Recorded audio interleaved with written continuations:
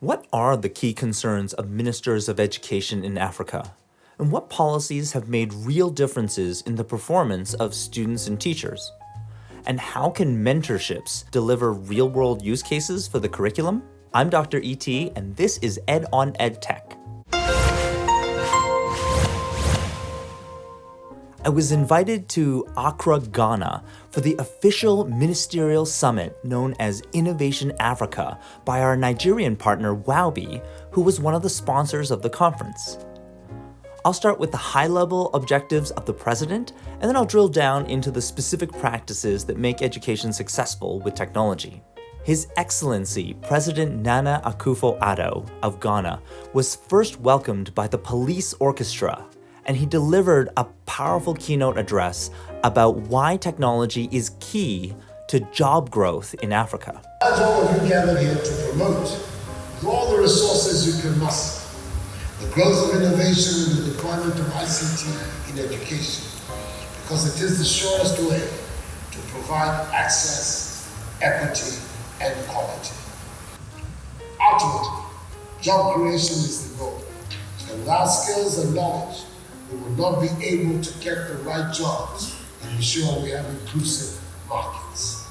After President Akufo-Addo talked about how technology can be used to support access and equality, I was curious about how technology is used to support this in Ghana.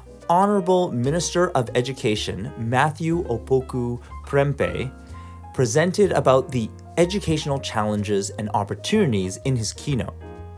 That education is the shortest distance between poverty and prosperity. And about 100,000 students who passed the basic education certificate and were ready to go to senior high school could not go because of financial reasons. We have gender parity up to the junior high school for education. Without technology, we could not have implemented free secondary education. And for those who the computer didn't place in a school straight, you went back to your computer, you selected schools that were available, removing the human element totally out of our secondary school placement. Technology is enabling us to follow and track these kids as well. But all the content goes through a gateway, a council for curriculum authority, and they have to approve the content. Even though much of the curriculum is the same around the world, the socioeconomic context can vary significantly from region to region. That's why we were honored to demonstrate to Minister Prempeh NUITEQ Snowflake activities that our Global Content Department had created that were aligned to the JSS and SSS curriculum standards in Africa. If the key to education improvement over time is meaningful metrics, then we need to know what measurement results in improvement. And this is why I was honored to meet up with former Minister of Education for the UK, Charles Clarke, who was instrumental in the successful implementation of the London Challenge. Gradually, year by year, it improved. So the London schools have moved from being the worst in the country from this point of view to the best in the country over a period of about 10 to 12 years. First, most important, improve the quality of teaching and of teaching leadership. And we had a series of programs in that area to try and ensure that the teachers who were leading schools, often very tough schools, very difficult schools, were utterly committed to the success of their children. That required challenging some of the complacency of a whole chunk of people within the educational world who basically thought they were doing fine, but they weren't doing fine. So that took me to the second big element in this, which was high-quality measurement of school performance and individual pupil performance. So what we did was take groups of schools which had similar socioeconomic backgrounds, did the metrics, and then said to people in those schools, if that school can do so well, why can't your school? Because many teachers would use the excuse of saying it's easy for them. Their children come from better off backgrounds, and therefore there's more parental commitment, and so it's easier for the schools. But we created a situation on the metrics where the comparisons were made and there was no hiding place.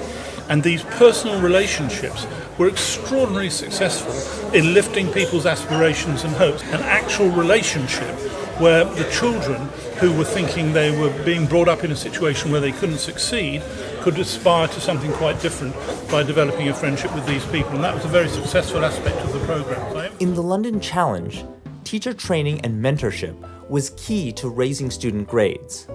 I was curious to see how these principles apply to Africa. So I met up with Rosa Mariah, Deputy Director at Educational Development Trust, to learn about their approach to teacher training and mentorship in Kenya. So in Kenya, teachers go through a teacher training college for 2 years or 4 years for them to get an education degree in order for them to be teachers. Girls in Kenya, in some communities, get married off at a very young age. After 10 years old, they are considered ready for marriage. So we work very closely with the role models. These are women who've gone steps ahead, so they have taken several strides towards their education, and they are considered attractive and role models to the girls. So we pair them and we encourage them to talk to each other as peer educators and also as mentors. And they have been brought up in the same communities, so they understand the context, they understand the challenges that these girls face. We build their self-esteem, their confidence, and we expose them beyond their communities for them to see the world and to inspire them. What priorities does your local Ministry of Education have? And how are they making these priorities a reality? Leave a comment below, and if you'd like to learn more about the world's classrooms, subscribe and click the bell for notifications. Thanks, and I'll see you in the next one.